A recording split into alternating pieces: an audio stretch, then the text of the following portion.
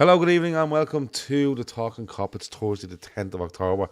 It's international break. Ireland have won a game of international football, which is absolutely incredible. And we're going to talk about the three lads of Liverpool that need to sign a contract quickly before everyone's head falls off for like months. And we're going to do it at myself, Gav, Ashley, Kev, and Chris. I'm looking here in the chat because it's a members show tonight, so we can talk a little bit about this and people won't get upset. If you have a dog in the vicinity, bring it in the room, let it fucking bark. It's a members show, who cares? But is it Megan's birthday? It is. Happy birthday, Just Megan. clarifying that. Happy birthday, Megan. Happy Well, birthday, even if it's Megan. not, happy birthday, and happy birthday to Emma as well. It's Emma's birthday today as Happy well. birthday, Emma. Happy birthday, Emma. It's his birthday. Ireland won for today. Emma's birthday. That's nice, isn't it? Yeah, it's Emma's birthday today. He shares his birthday with Megan. So there you go. Nice one. Fabulous. Contracts. I seen a clip earlier. It was in our Telegram group, and it was Trent being asked a question by, I think it may be an ITV Sport, and it was like, it starts with, what is the fear? What is the fear? And he was like, look, I want to make sure I give it all. And Kev, I'll come to you. I didn't really want to start on Trent, but let's start there. But I want to kind of start on Virgil van Dijk. But Kev, I'll come to you first. I watched this clip, right? And it was basically just a player saying, you know, I can be judged on trophies, I can be judged on individual accolades, but I think when I look at myself in the mirror, when the day after I retire, I want to be able to look at myself and say, I gave absolutely everything from the start to the finish of my career, and that was where I would consider myself a success. Am I wrong here, Kev, or was it definitely a sign that Trent was basically saying, I'm leaving Liverpool? I think everyone's going to read into things what they want to see. I'm an idiot, Kev. Okay. No, you go back a few weeks ago. You go back a few weeks ago, right? And you said there'll be nothing announced. There'll be nothing done in the public, and it'll either happen or it won't. I think he can go to there's probably two clubs out there that he could probably go to. All right. Does he want to go and win loads of silverware? If he does, he's got Bayern Munich or Real Madrid. If he goes to either of those two, he's got a 50-50 chance of winning silverware every year. Celtic. As long as Bayern Go to Celtic. Yeah, he'd go to Celtic. But as long as Bayern Munich get rid of Harry Kane, he's got a nailed-on chance of winning silverware there. You need to get rid of Kane if you want to win any trophies. You need to get rid of Kane, yeah. Or Madrid. But if he wants to win stuff at Liverpool, it's up to him. It's his choice. The thing is, he's won everything at Liverpool. There's nothing else left for him to do to win, apart from going and doing it again. And it's a calamity that we've ended up in this situation, but at the same time, it's completely understandable the way the timelines have worked. And I think a lot of people are ignoring the facts of what's going on. And this will go for all three players. You look at it from a player's point of view. They'll have been told the Klopp was going. That was a bombshell for all of them. They might have been negotiating contracts back then. All three of them would have turned around and said, stop. I'm not signing a damn thing until I see who's coming in. And from then on, you're like, okay, you're down to the last few months. So Liverpool are kind of in an audition stage here, really. With the new we're in a really weak position now because of where without a doubt. Once it hits 18 months, you're chasing your tail. But it's not even that; it's the wages. We know we're not going to go with parity to Real Madrid. All right. Although the illusion is Real Madrid pays absolute fortunes in wages. They don't. Their wage bill is high, but it's not much higher. No, they get you for free and they pay a signing-on fee. That's what exactly. Yeah. And that will be down to the player. We're not stingy with our wages. Our wages put Mo Salah in the top 4 or 5 players in wage earnings in world football. So we do pay, but it's going to be down to him. Does he see a path where Liverpool are going to be competing and winning silverware for the next 5 years? And that's what the audition phase is. Does he believe that Arne Slot and does the club have the pulling power to be able to attract players to come in and compete with a Man City, a growing Chelsea, and so on over the next 5 years? If he does, then he'll sign. If he doesn't, then he won't be short of offers. Okay. Ashley has put this up for us, so here we go. Trent says, you'll only know the morning after you retire and you look at yourself in the mirror and you'll have a feeling of either regret or satisfaction with what you've achieved. Now, first of all, I don't take that as a regret on where you've moved or where you've played. I think it's what you've achieved as a person. Trent continues, but I don't think you can value that at just trophies or medals, goals and assists. It's more that you maximise the potential that everyone told me from a very young age that I had. And I think he continues again with a long way, putting everything in every single day. But I want to go back to the start a little bit, right? Or not move away from the three players for a little minute. Ashley, I'm going to come to you on this. And I'll get Chris on it as well, and Kev. But Kev, you can go fucking last because you got the first question. Fair enough. So, fine. No problem. I love your jacket. All right. So Ashley, Yeah. the club itself, right? Mm-hmm. You know, we have these three players. They're all under contract until the summer of 2025. Klopp makes his announcement in January 2024. Okay. I think it's January 2024, maybe February. I think it's wherever. It doesn't matter, right? At the time, all three players are less than 18 months left on their deal. Okay. Just taking it at that point, I feel the club have been shocking with these three contracts, right? Because when you have Virgil van Dijk, and I don't care about, and people would say, well, you look, when you go back 2 years ago, Mo Salah was 31 years of age. All right, he's scoring goal after goal, assist after assist. He's breaking records everywhere. 2 years ago, Virgil van Dijk is 31 years of age, and he's considered the best centre back in world football. Okay, so that kind of goes out the window. And again, we're not under the Michael Edwards thing where we won't give contracts to fucking for so many years and stuff. But actually, we should have been looking at these, in my opinion, in the summer of 2023 and went, there's 2 years left on this, and we are not coming out of this summer without these lads under contract. It's as simple as that. Okay? Yeah. I know Mo Salah signs an extension in 2022, I think. It might be 2022 he signs an extension. But, okay, maybe Salah aside a little bit. But actually, in that summer, we make Trent vice captain. Okay? I think we make Virgil captain. Okay? Why weren't we sitting down with them going, you're captain, you're vice captain, we want to extend your deals till 2027 and bring Virgil to 35 years of age, and Trent will be whatever he'll be, 28 years, 29 years of age, I think, right? It's shocking from the football club, in my opinion. Yeah. So I did a little bit of reading about this afternoon because I knew we were going to talk about this. And it's been said on other channels, so it's not breaking news. But I think a ton of this comes down to the structure that was going on behind the scenes and kind of the lack of structure that was going on specifically in 2023 when Julian Ward stepped down. And then you had Schmatka come in, and I was kind of under a misassumption that Schmatka actually had power in this scenario to deal with contracts, and it turns out that he didn't. That power actually stayed with Mike Gordon, but Mike Gordon had stepped away from the football club at that time. And so there was really no one taking the helm in terms of contract extensions in 2023, which is exactly the time that you're talking about these three stars needing to get their contracts extended. So by all accounts, FSG completely dropped the ball in terms of having someone in control of these things at that time. For whatever reason, Mike Gordon was not around to do those things. And so we really just had an entire year where we had nothing. And what we're seeing now is the trickle down effect. And, you're seeing Richard Hughes inheriting a problem that was never his to begin with.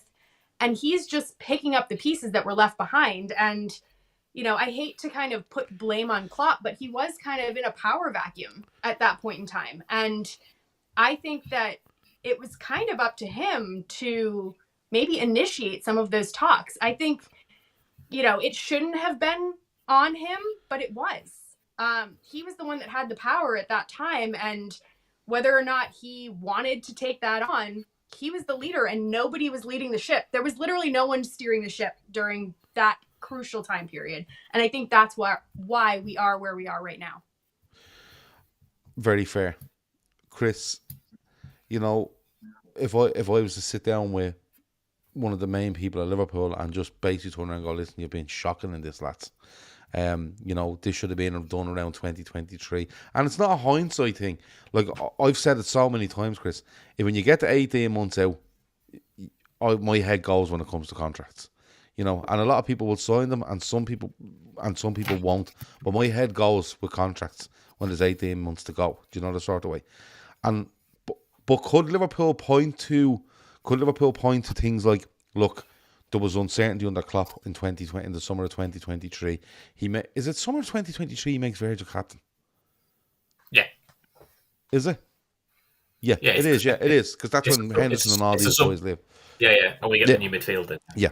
So could Liverpool point and go, listen, Klopp was there, you know, Mike Gordon has stepped away. There was doubts around Klopp, you know, a couple of these players probably knew about it.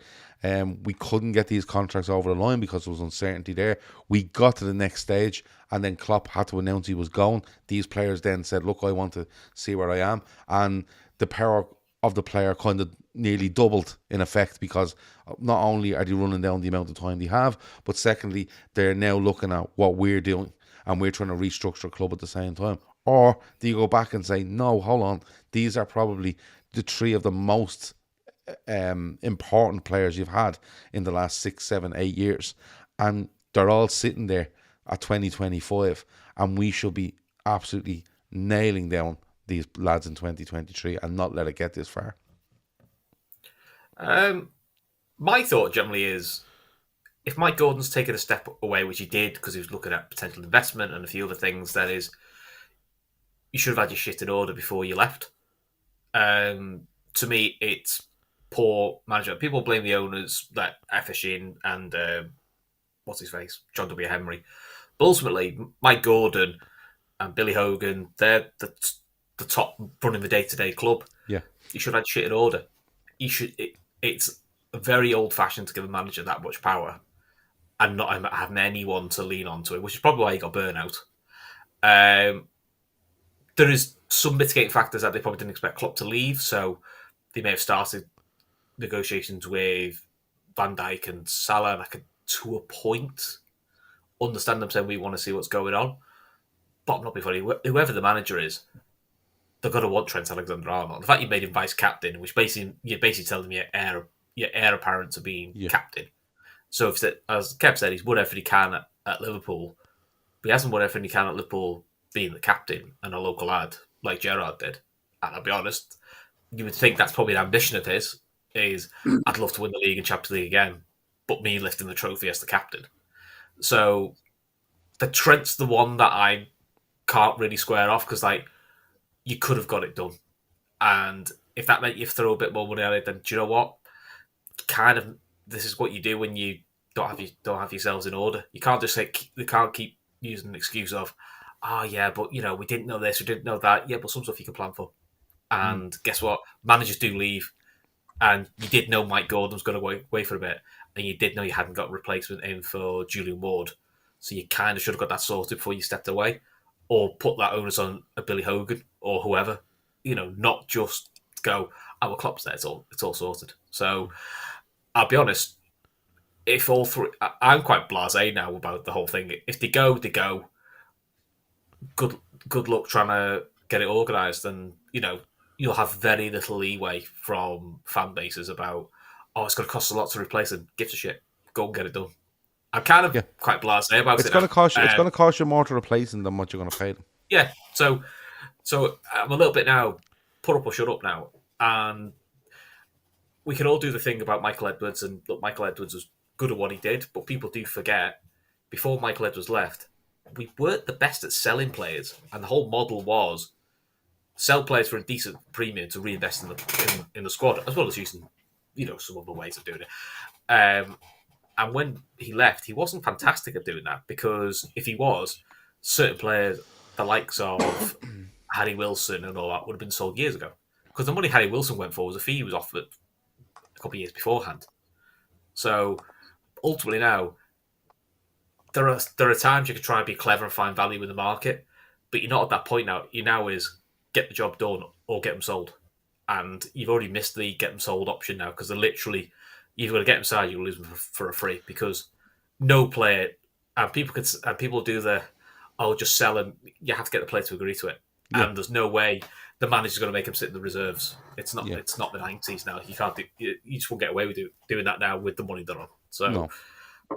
It's kind of like it done. The Trent thing, my opinion of it, Gav, the clip I saw was you can spin it one way, like you were saying, is that him saying, I want to leave Liverpool, or it's him spinning it the other way of going, it isn't just trophies you judge me on. So that could be like the Gerrard thing of it means more to win it with your hometown club. Yeah, it depends how your mood swings that day. But you see, spin it both ways. That's the thing, and I wasn't messing when I said this. Like I was watching it like a complete idiot. I didn't want him to say it like and spin it one way or spin it the other. I just looked at it and went, I think he's just being asked a question about football, and like he mentions in it that he's talking to Eze off Palace, as if he's going to go, do you know what I'm going to do? I'm going to go on the bus here, I'm going to sit down beside Eze and I'm going to tell him my plans for my future. Like, they don't do that. Do you know what I mean? And no, it might be more of a philosophical chat. Kind of about how do you see Fussy with? Yeah, because like Eze could be sitting there going, mate, I don't know what to fucking do here. I'm really highly rated. I'm at Palace. I fucking love it. I love everything about it. But I could go here and have a much better chance. And Trent's going, mate, you could go there and you could win anything, but how much will it mean to you? You could stay at Palace and at the end of your career, when you retire, you could look in the mirror and go, do you know what? I gave everything I could for my team, from Palace. I loved them. And I know he's originally with QPR, I think. But do you know what I'm saying? It could have been Trent talking to Eze about his stuff, and this is the way it just came out. It's a bit of a... Again, it's a bit of a mad one.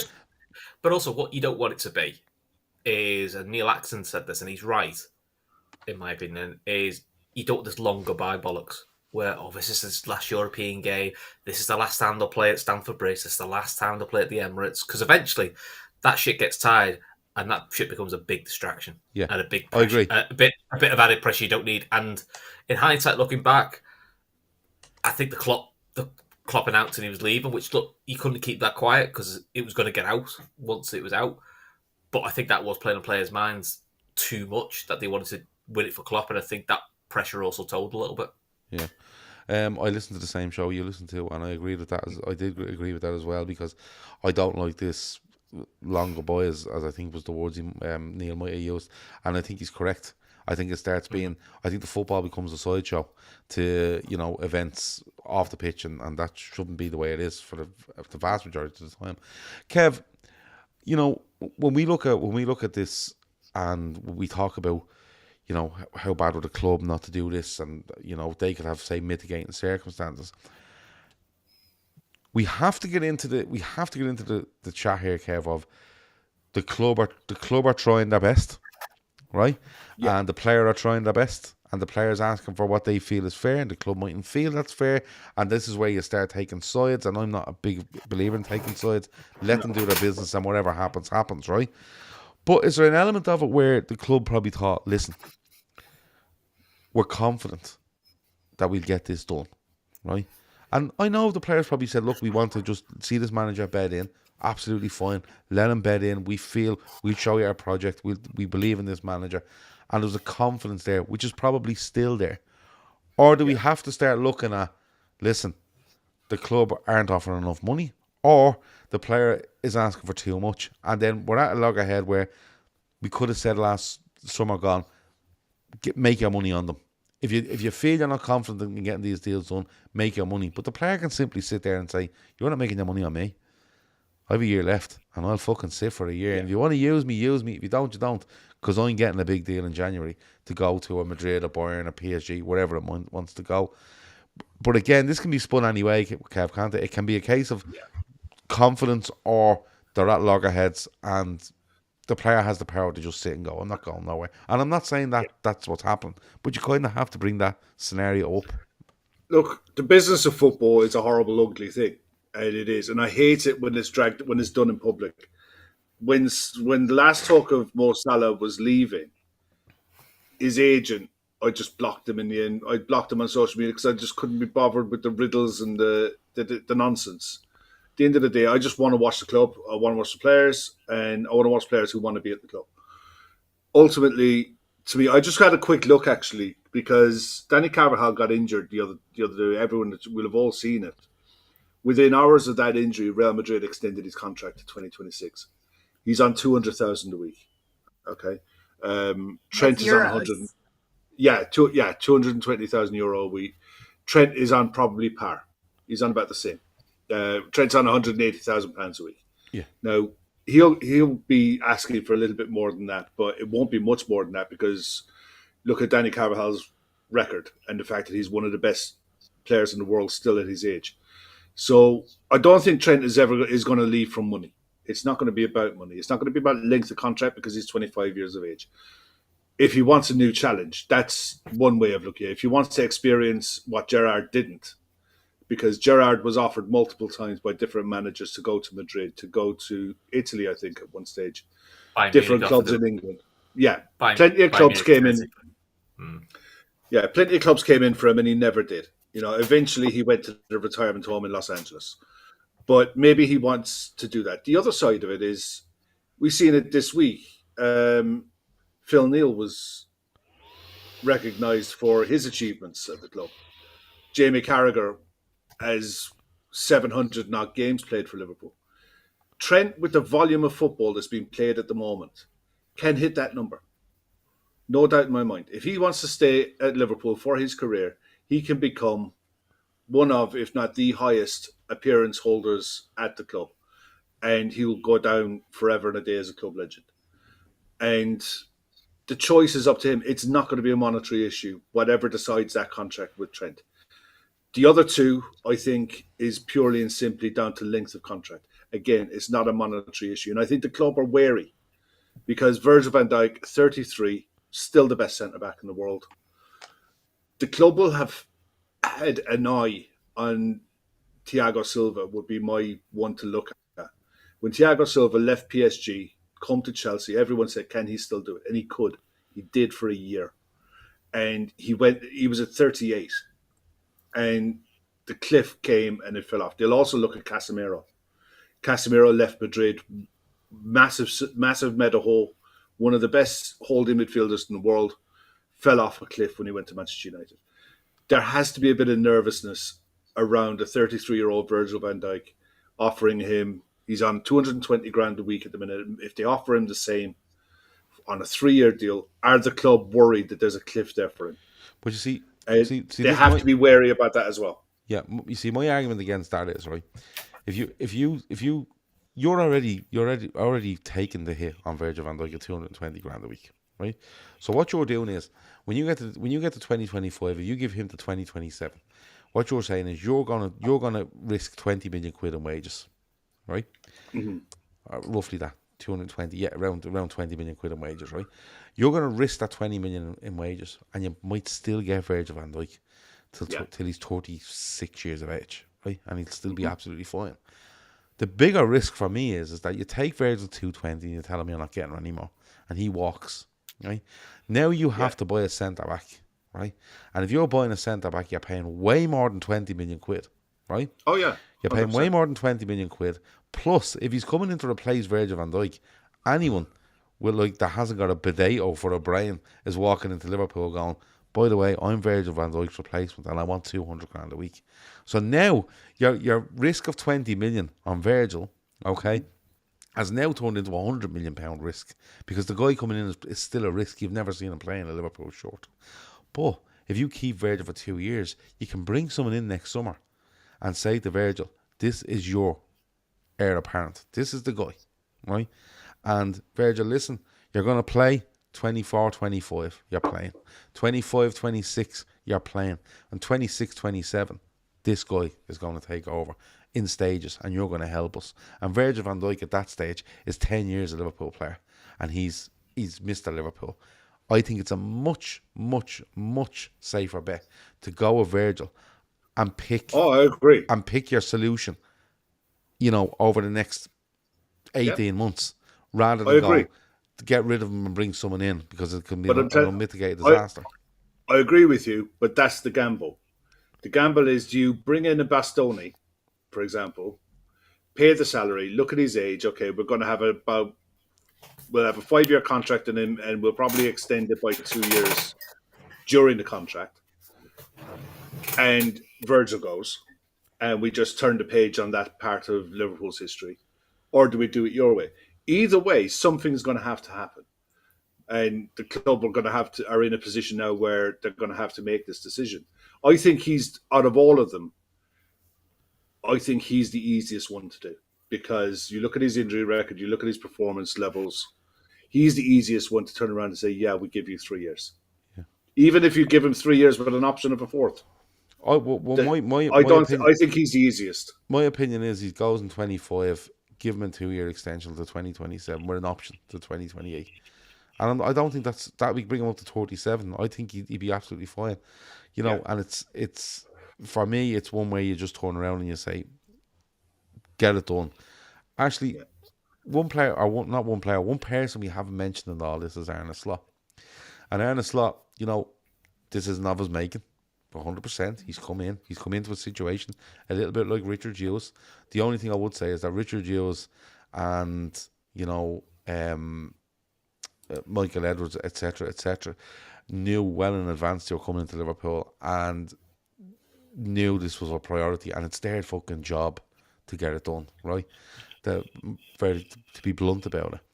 But Arne Slot, from his point of view, he'll want to make his own stamp on this squad, and that'll come in time and stuff like that. And he's assessed the squad, and he was very light on who he brought in over the summer, and he seemed absolutely fine with that. Maybe Zubimendi aside. But he doesn't want too many moving parts here, actually, does he? He doesn't want to, don't get me wrong. If you go back, say, 2 seasons ago, and he's coming into this job and he's going to go, fucking hell, I don't want too many moving parts because Keita is gone, Alex Oxlade-Chamberlain is gone.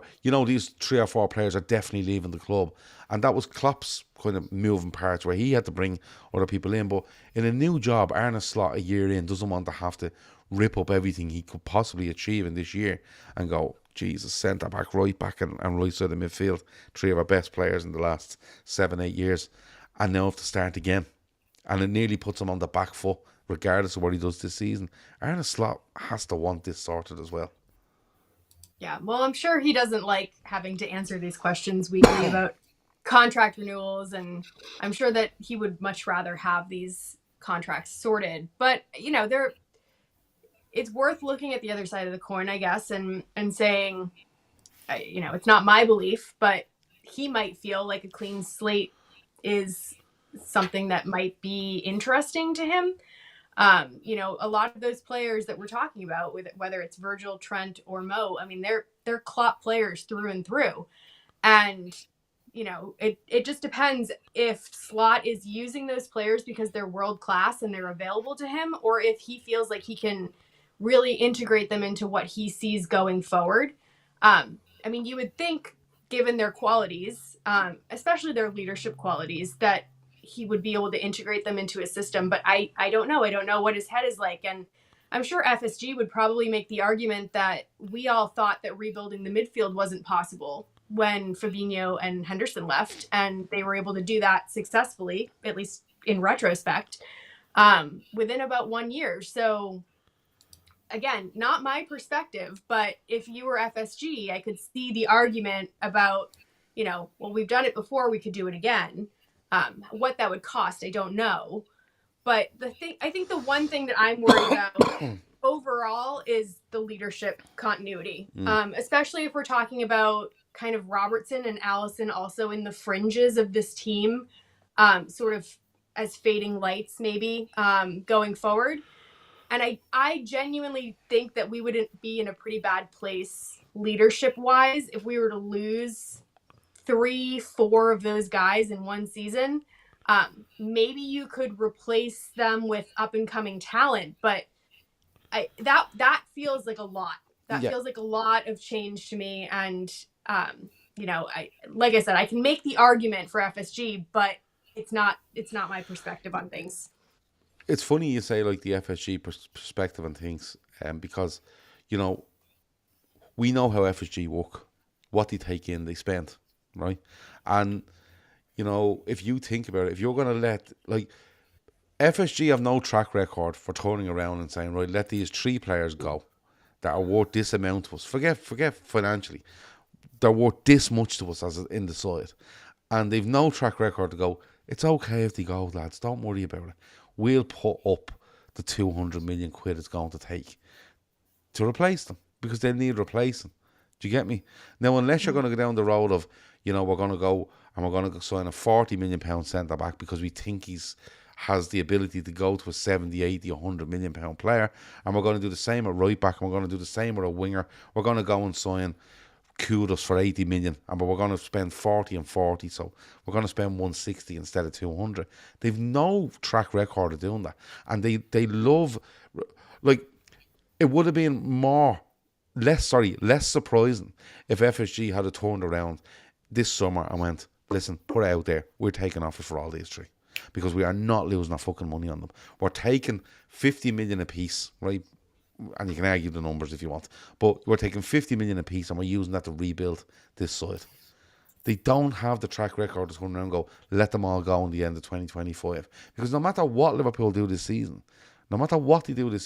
they can't make enough money. They simply can't make enough money to replace these 3 players if they all walk on a free. They can't. They can't do it. Yeah, I agree with that, but I will also counter it with, they do have a track record of letting players go at the right time.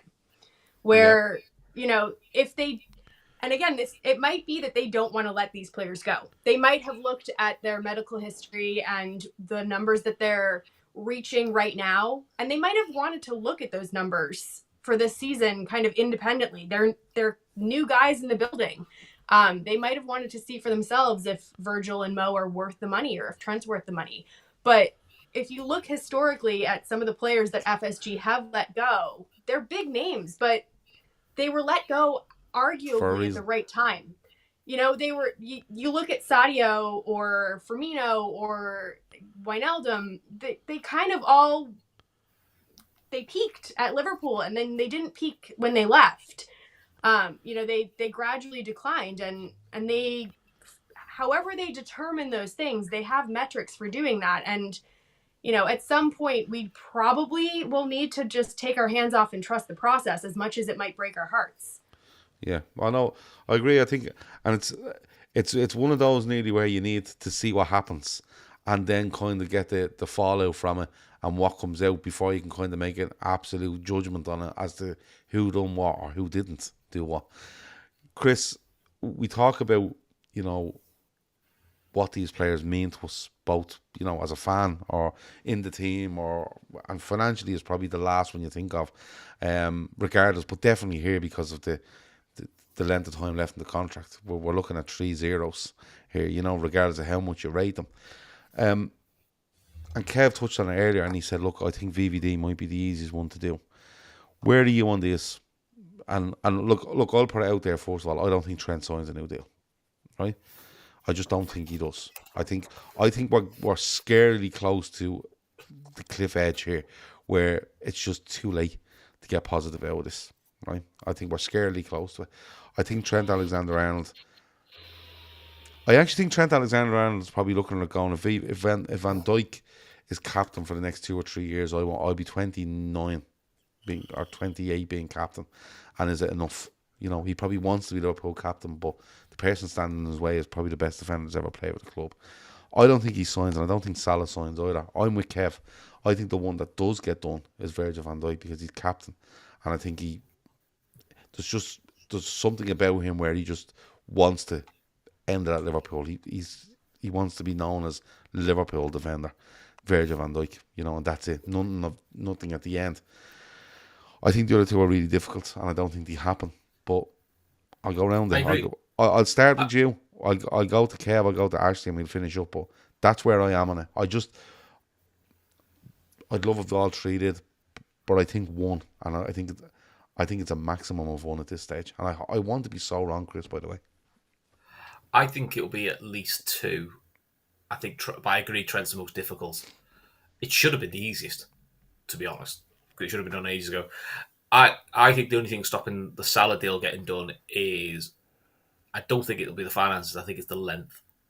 whether he wants 3 and For Liverpool Virgil wants 2. too.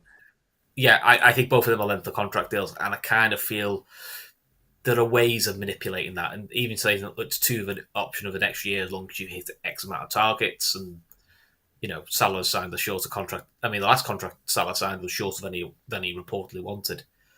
I'm surprised how quiet his agent's been. I'm amazed how quiet his agent's been. Even if they're going on a free, he likes to get that out there that this is what we're doing. So Trent's the funny one. I sort of flip flop each day depending on I think it depends on my mood. There's part of me thinking no news is good news. I generally would say to most people, just my advice: don't get drawn in with a lot of the clickbait shite, because it's the easiest thing to clickbait. It's the easiest thing to wind people up on. Even the Paul Joyce thing that came out was a pretty non-story. All 3 are at an impasse. Well, a week ago, apparently up until a week ago, they'd never spoken. Now they're at an impasse. That's a bloody quick conversation in a week, which says to me, even Paul Joyce are quite a bit behind what's going on. I think by December, all 3 are sorted one way or the other. And I think once we know that, I think that'll make life a lot easier. I know it's a very non-committal answer. No, I don't think it is a non-committal answer, because I think it's quite a difficult situation to read, and I think it's actually quite a difficult situation to give a definitive answer on, because in fairness, very little has come out from players or clubs. Salah has said no, haven't spoken about it. Van Dijk hinted at that as well, and Trent has basically said, I've signed 4 deals with Liverpool. None of them are made out in public, and this one will be no different. So it's not like he's gone, no one signed me, and look, the way it is, if you don't, I'm off. No one said anything like that. So it's hard. And listen, that's why we don't know, because there's so much joining of dots that probably aren't even there, because we don't know. Yeah, and I think to be honest with you, I think a lot of people are dying to jump on one side or the other, club or player side. They're all the exclusive, don't they? Yeah, I called it first. I knew this. Yeah, and listen, nobody fucking knows anything. No, we don't. Do you know what I mean? But what I'm saying is, I think people, some just want more information so they can go, oh, that's grand, it was definitely fucking FSG that was wrong, or that player's a hungry bastard. People need an extra little bit in order to get there. Like I said, I hope I'm completely and utterly wrong. Everything's under control. Everyone wanted to kind of get their ducks in a line, assess everything. Everyone seems comfortable where they are. Because in fairness, we talk about ambition and we talk about whatever else. Those 3 players could have went in the summer and went, Arne Slot, fair play. Listen, I'm signing an extension. So am I. And Arne Slot turns out to be fucking Eric Ten Hag. And next of all, you're looking going, holy fuck. There's also... So that, that's where it is like when they're in the, and what I mean by that is, like, don't get me wrong, if they've 3 years left in the deal and they extend to 5, it's no big deal. But they're in the height of their power here when it comes to signing on fees and picking the club they want to go to. The sort of way. Because if they've 3 years left and Real Madrid knock on the door, Liverpool can go, we want that amount, and you give it or fuck off. Whereas that's not the case now. And listen, it could absolutely be that case. What helps Liverpool is probably how well we've started. Yeah, and how well was it settled in? If this was like Brendan Rodgers, or even, to be honest, Klopp's first year in the Premier fucking League, envelopes everywhere, was a bit up and down, a bit erratic, Because if we'd started this season probably where Spurs are, or 5th, up and down, new manager, you go, yeah, it's a new manager. We've seen this before. It takes time to settle in, but that'll probably put them off. The fact it is generally going in the right direction. It's not perfect. We've all said that on the post-match shows, despite what some comments think. But you can see, so there's a style of play. You can see how that works, and you can see how all 3 of them fit in their current states. Yeah. Even Salah, who is playing, he's been involved in how he plays anyway. People are obsessed with. He doesn't run down the wing and take people on. He hasn't done that for a while because he's been more intricate now, more interplay. Yeah, he's more a wide playmaker now than he's ever. That's what he's been. But he's been evolving into that for the last 3 years. It's just that all of a sudden, this last year, 18 months, everyone's sort of gone, he doesn't do that anymore. So he hasn't done that for a while. I think that was always the next development for Salah. Yeah, and yeah, I fully agree with you, Kev. You say VVD is the easiest one to get done. I agree with you. I think the fact he's captain. I think the age he's at, the position he plays. I still think, Virgil van Dijk could pick a club to go to. In fairness, I think he still could. But his whole situation and where he is at the club right now, I think is the easiest one to do. I think the Salah one, the only thing that holds on to me with Salah is that Salah has a chance. Salah's already go down as one of the greatest Liverpool players of all time, but I think the numbers in his head and goals and assists may be something to sway him. And somebody said earlier, it might have been actually, it could have been Anius, where the length of time on the deal, he might want a certain kind of assurances on that. But the Trent one, I'm just sitting here and I'm going, if you're a Liverpool lad, you're vice captain, you will be captain of Liverpool Football Club during your next contract, because that's the length of day we're going to give, and we're still sitting here midway through October without it being sorted. Maybe I'm not giving him enough leeway here. Maybe he's in the exact same boat as the other two and they want to see what's going on. But do we expect a bit more of Trent because where he's from and No. he's come through the ranks? No, and nor should we. I honestly think that fans, we're all guilty of it. We still think that players look at the club like fans look at the club. They don't. It's a job. It's a contract. It's business. And they'll look at it and they'll take it for what it is on its merits. I think there's more to it with Trent. I could see a world where all three extend. I could see a world where all three leave. And either way, someone's going to get hung out to dry for it. But I think Trent and Virgil stay. I think Mo's already been replaced. Okay. I think Federico Chiesa is going to be the one that look towards this year to see if he's capable of starting in that right wing slot from next year on. And then Liverpool will look to utilise the Salah wages elsewhere in the squad. They've already replaced Alisson because Alisson will be gone next summer. They'll look to see if they can reinvest that wages into a left back and maybe bring in a Gorkaez type striker. Do you think Ali and Kelleher go next year? Yeah. I'm leaning that way as well, to be fair.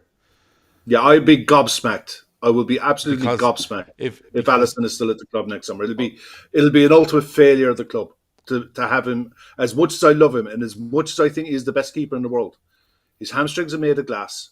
You spend 35 million on bringing in his replacement. You're not spending that type of money to sit him on the bench.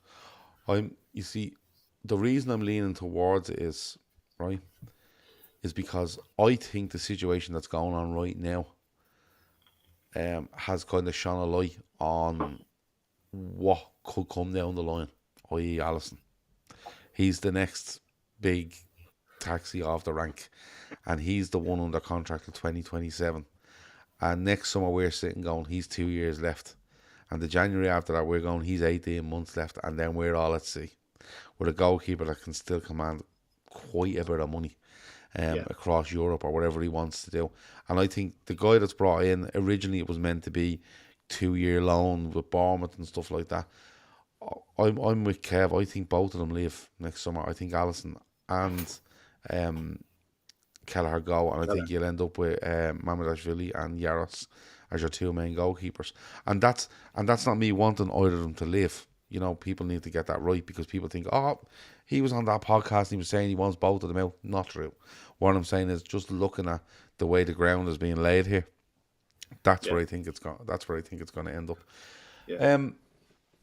They both end in 2026. Is Alisson at 2027? Yeah, but Alisson, I think, is 2026, but the club have an option on a year, I think. I could have sworn Alisson was 2027 as well. Yeah, but look, I think next summer you'll see the page turned on the most successful era that Liverpool Football Club have had in recent years, with players going and new players coming in. It'll be a brand new chapter then. By then, Slot will be a year in. He'll be bedded. The style of play will be nailed down. Then you start looking to add. I think Chiesa was an opportunistic deal that was too good to turn down. He is a top quality player. Is he on Mo Salah's level? No. Nobody else is either. Mo Salah is the one that the standard is set by. So is Virgil van Dijk. Are they still working on his fitness to get him right? Or was he okay and then he got injured? He got a niggle, but I have a feeling they're looking to build him almost like rebuild him as a player, physically get him absolutely. They don't need him now. We don't need him at the minute. But Yeah. what we do need him is to be physically at where we need him to be for the next few years. I mean, they brought him in. They paid a reasonable fee for him, yeah, but they put him on 150 grand a week. They put him on parity with Alexis McAllister, Ryan Gravenberch, those type of. He's on good money, so I think that they brought him in with an eye to Mo Salah going. Okay. And if even if Mo decides to stay, I mean, look, we've all Mo's dips in form are they're there. So you have to look at contracts at the moment and say, almost with a caveat of what have you done for me lately?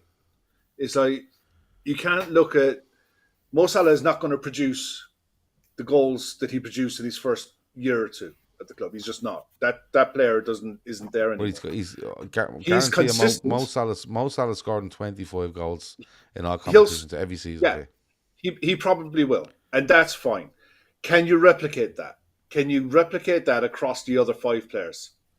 And that's the questions the club are going to have to answer next summer.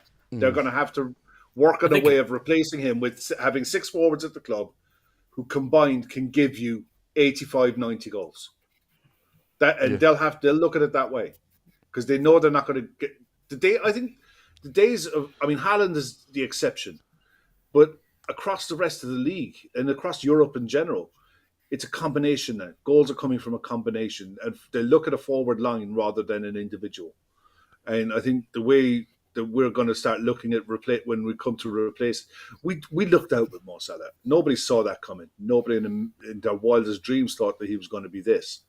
So you hope you get lucky with whoever they bring in, that they kick on and become a world-class player.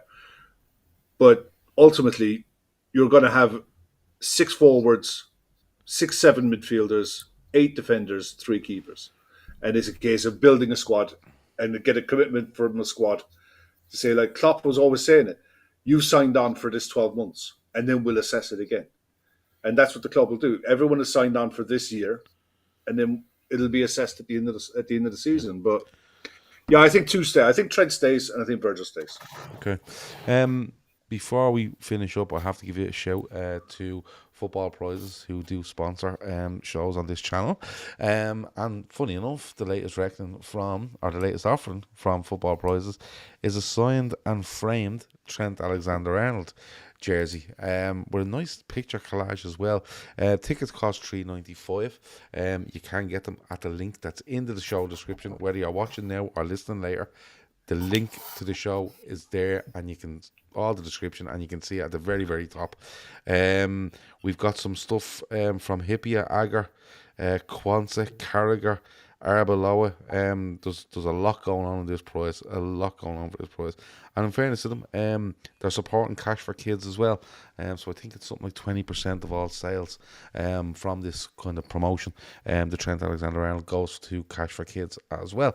So that's good of them to do that. Before we go, 1, 2, or 3 to stay. You didn't ask me about any of them. What? Oh no, I'm going to ask you. Don't worry about it. I'm going to ask you. I'm letting these lads think. 1, 2, or 3 to go, right? Or 1, 2, or 3 to stay, whatever way you want to do it. Ashley, when it comes down to these players, I am of the opinion letting 3 go is absolutely criminal, right? It's criminal. I think it's criminal. I think it's been criminal right through.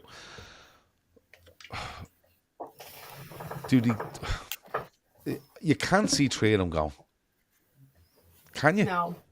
I mean, like in a worst case scenario, I think there is a world where it happens, but I actually think that all 3 of them are sort of cogs in a moving machine where if one doesn't stay, that might actually allocate money for the other 2. And I think that one being Trent. I think like listening to Kev talk about Chiesa, it's actually interesting.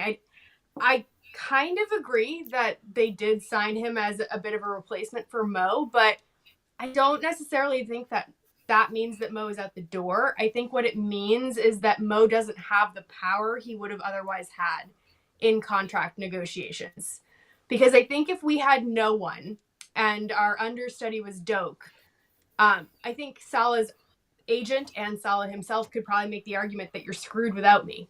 And I think with Chiesa, it's like Salah no longer holds all the cards. So I think that actually becomes very interesting. And I think that you could actually see Salah extend, but maybe not on the money that he would have otherwise been asking for. I think Virgil is probably the easiest one. And I think it might be one that they, in the long run, decide that's the one we're going to do to appease the fans and to also keep the leadership going in the club. Because if Trent goes, you might be talking about replacing captain and vice captain in one season, and that would be horrible. And you'd also be, if we're talking about Allison, you're talking about maybe your third choice captain, or Robertson, maybe your fourth choice captain. So Virgil might be there to keep some continuity. So yeah, I think they're all moving parts in the same sort of machine, and I don't think it's as cut and dry as we are. It would be nice to just be able to be like, oh, yep, this is what's going to happen. But there's still a lot of things that could happen over the course of the next couple of weeks and months. I just think that we're all going to have to sit and be patient about it. Yeah, I agree with you, but I don't agree with you. I think the patience is warranted now at this stage. And the funny thing is, like, I don't think anyone's doing themselves any favors by this running so long. If they sign deals in the middle of December, people are like, yeah, brilliant, and then you get people going, oh yeah, but look how long it took them to get that deal done. Like next summer, if an offer comes in from Real Madrid, I reckon Trent might go. It's gonna, no matter what, it can be spun again anyway. Gav, we won't even get that far. It'll be if they all sign in December, it'll be we're fucked in January. Then we're not signing anyone in January. Yeah, that's true as well. That's the next conversation. If they don't sign in December, though, January is going to be like, oh, is Real Madrid or Real coming in to buy Trent in January? Yeah, it's. I just think it's so. I think it's so tricky, and again, it's I think mess. It is a mess, and I think it's a mess. That there is loads of mitigating circumstances with the former manager and his predicament, and the change of power within the club and the change of personnel in the background and stuff. But like it should have been right up there with the clubs, and even more so when you got a whisper of problems with Klopp or whatever, and potentially they did in the summer of 2023, that I think the club should have went and said, right, listen, we need to get all these fucking nailed down here because we don't know what's coming down the road with managers and stuff. But anyway, go on, I'll start with Kev like I did earlier. 1, 2 or 3, Kev. Many two stay, one goes. 2 stays, 1 go. I think Salah goes, and the other 2 stay. Cool. Chris? Let's be optimistic. All 3 stay. You're reading Matt in the comments here. Matt's in the comments going, VVD, give him 4 years at 300 grand. Give Trent 6 years at 350 grand. I think VVD and Salah get 2 years. Trent gets 6. I want Matt to pay mids. Yeah, so do I. Or the fucking drugs he's taking. That ankle injury is actually doing great things for his brain. Did he injure his ankle? Yeah. Yeah. Pretty badly, it looks like. Doing what? I don't know. It looked like it might have happened on his birthday or the day after. I'm not sure. On Emmett's birthday. It happened on Emmett's birthday. Yeah, I don't know. It must have been a wild party. Was it in work or was it? No, I think it was on the weekend. Has he divulged this information? Do we need to go through this right now to find out exactly what happened? I think we might have to ask him. He's on codeine anyway.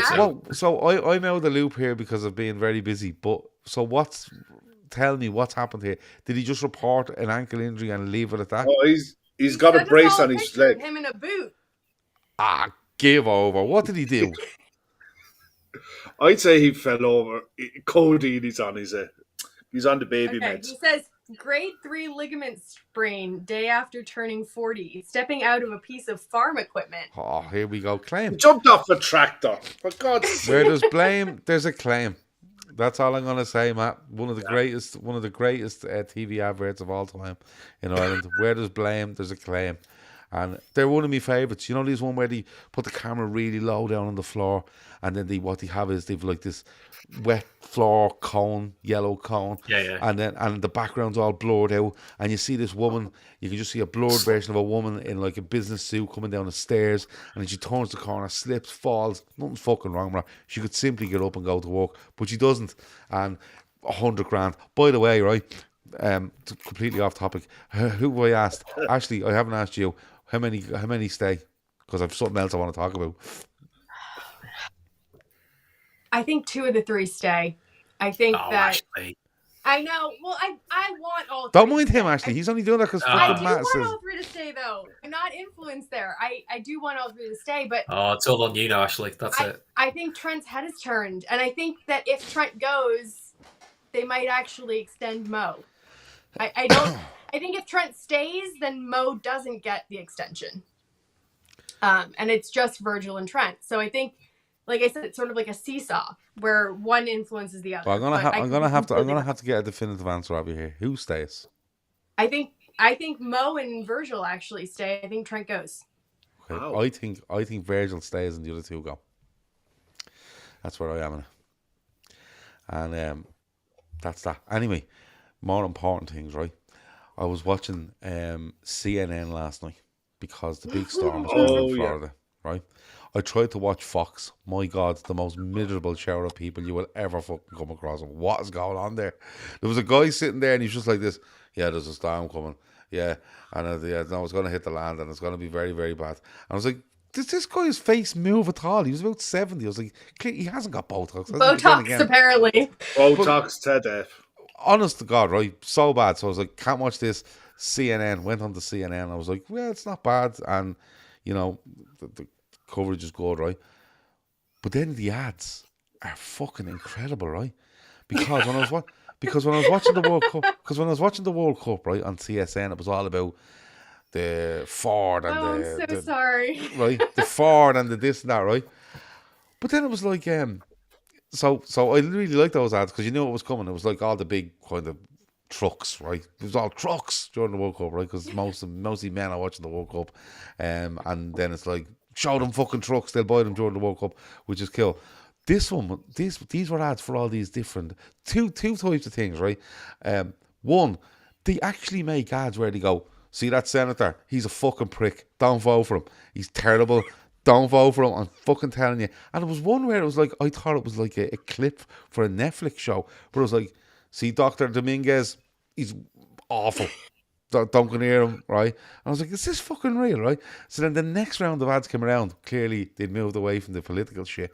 But you can do an ad where you can just go, your competitor is a fucking arsehole, which is incredible, right? Yeah. But the second round of stuff is for medical gear, right? Tablets, and that's what reminded me of Matt.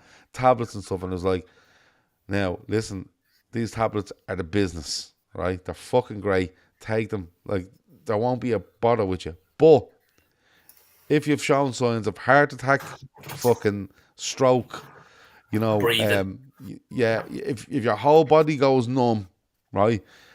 These side effects can happen. I was like, fuck me. They always say it really fast at the end too. Like, yeah, but the thing is, like, 10. It's like, what is wrong with Mary? Mary has an ulcer, okay? Mary, take these, you'll be grand. But just to let you know, right, you're trading the ulcer for possible death, right? Or literally your whole body's going to go numb and you're going to be found dead in your garage a week later because you've died of fucking starvation. But listen, plow into them tablets. They're fucking great otherwise. It is amazing, isn't it?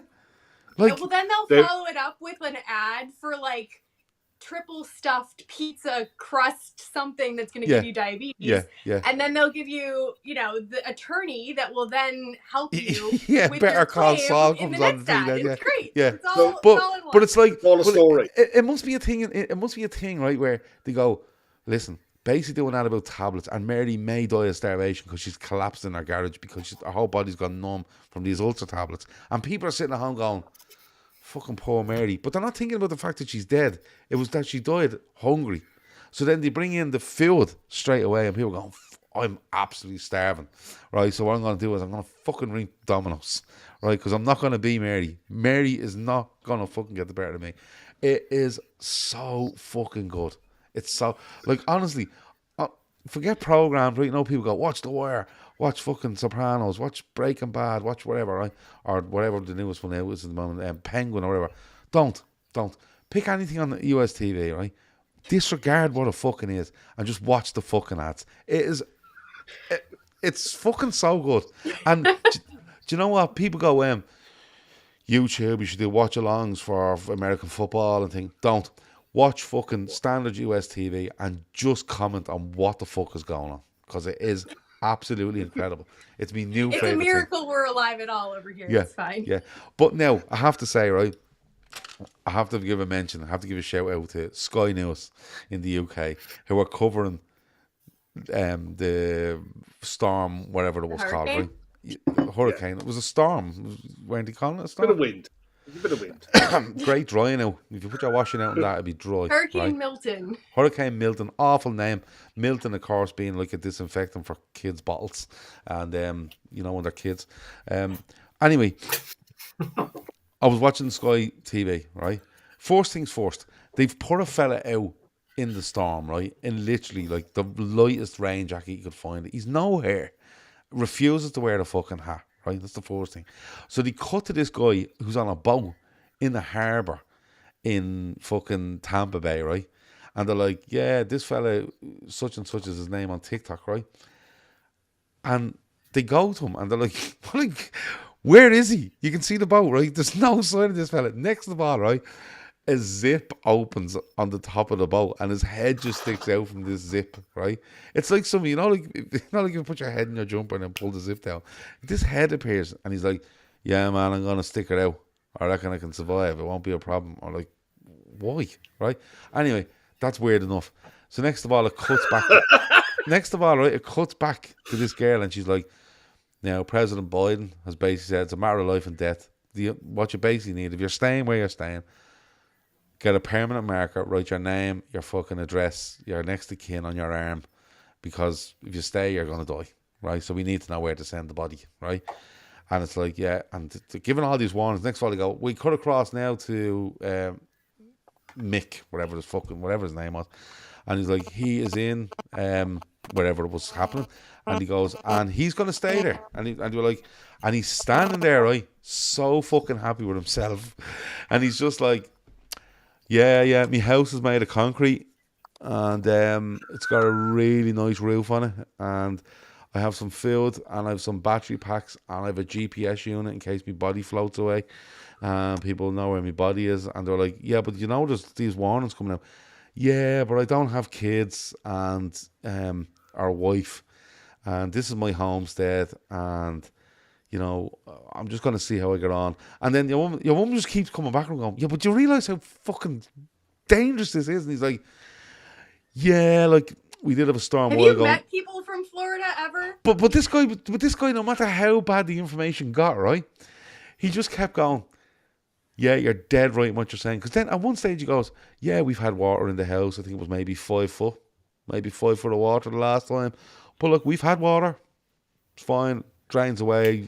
Every so often, I was like, fucking drains away. Do you realise that amount of water starts getting into the fucking foundations of your deadly concrete house? Like, concrete houses fall over me.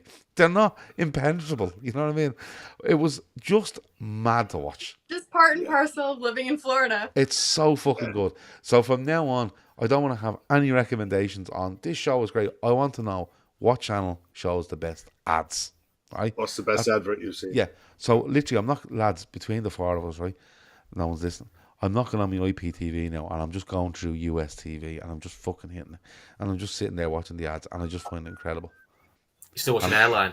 I'm going to do my top 10, but definitely the one where you kept saying, take the tablets, death is over here. It's a side effect. It's only a side effect. It's not a death. You know what? You won't even have to watch for very long. Like, you can turn that on any time of the day and you'll be able to see those advertisements. It's so fucking good. It's so good. But your man that had the concrete house was just standing there and he looked like he put a brand new t-shirt on. He was just so fucking happy. And I was like, you're so happy because your house is made of concrete and has a good roof on it. Did you see the other guy that strapped his house to the ground? Did you see him? Yeah. Yep.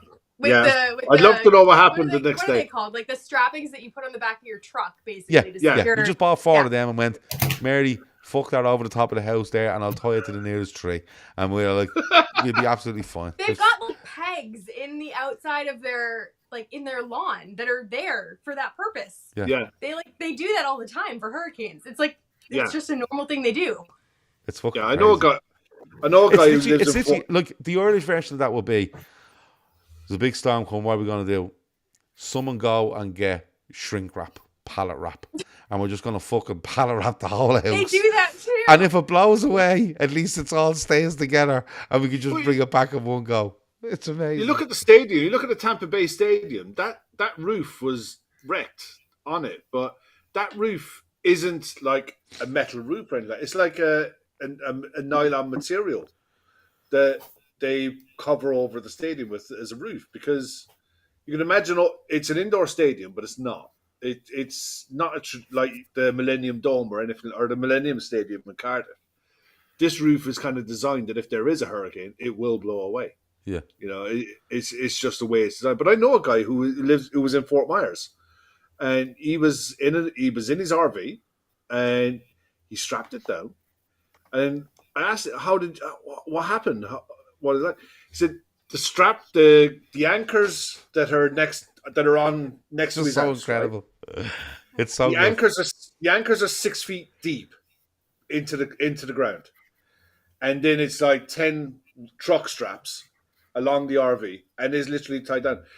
Talked to him today, and it was absolutely fine. He said it was shaking a bit, but he survived okay. He said the only thing he was really worried about was if a tree fell and it was debris that might smash the windows. Yeah, but the truck those 100 fucking foot tall trees around me now may have been an issue. Well, in fairness, you go and look at the videos from Florida today. Most of the palm trees are fine. The palm trees, they don't really blow over that much. Yeah, it's they're made of stern and stuff. Palm trees, aren't they? Maple, oak trees, all of that stuff that will fall. But then you look at the amount of crocodiles that end up in people's front rooms. But it's not. Look, don't get me wrong. It's not a funny situation. It's just some of the stuff they do. It's just bananas. I suppose the one good thing with all of this, considering the last storms, like over 200 people died. This time the warnings were like, if you stay, write your social security number and your name on your arm because you will die. Yeah. The warnings were blunt, and so far I don't know what it is, but I think the number of fatalities. Like 10. Yeah, it's really 10. low. So it just got the warnings worked for once. I seen a lovely heartwarming story on CNN where one woman travelled 20 hours in her car across 4 states because her granny was in her house on her own and they didn't want to leave her on their own. And again, it was so amazing, right? Like they go and pick up the granny and they're literally in the driveway, and then they go. And next thing, the girl in the newsroom has like she's on Zoom with them. And the girl and her mother are in the front seat, and the granny is in between the 2 seats at the back, just like this, looking in. It's just bananas. It's like there's no time to be doing this. You've collected your grandmother to get her safe, and then you're doing a fucking interview on CNN. You know what I mean? Just before you leave the house, like, oh no, listen. We've come to collect you. CNN are on the phone. Relax, granny, will you? You'll get fucking home. We just need to do this interview. But it's honestly mad stuff. And but they don't care. They just don't care. They just do it and go, yeah, that's us. What are you gonna do about it? And people go, nothing. Continue on, brother. Because it's one of the greatest things I've seen in a long, long time. Not the hurricane or the storm, by the way, just the ads on the telly. I'll take the ads on the telly. Listen, just keep doing them ads, and I'll pray every day for no more storms in Florida. That's the only deal I can do for you. Right, we have to go because I'm going to run away myself with these stories. Like, there was another thing I wanted to talk about, but I can't remember it now because I'm so excited about the ads on the US TV. Right, 40 fucking 2 years of age I am. That's a disgrace. Anyway, thanks a million to Chris, thanks to Ashley, thanks to Kev, thanks to everyone in the chat, thanks to all the members in the chat because you're all members because it's a members show. If you're listening back to this later, I apologise for the last 15 to 20 minutes of the show. I just got really excited about the ads.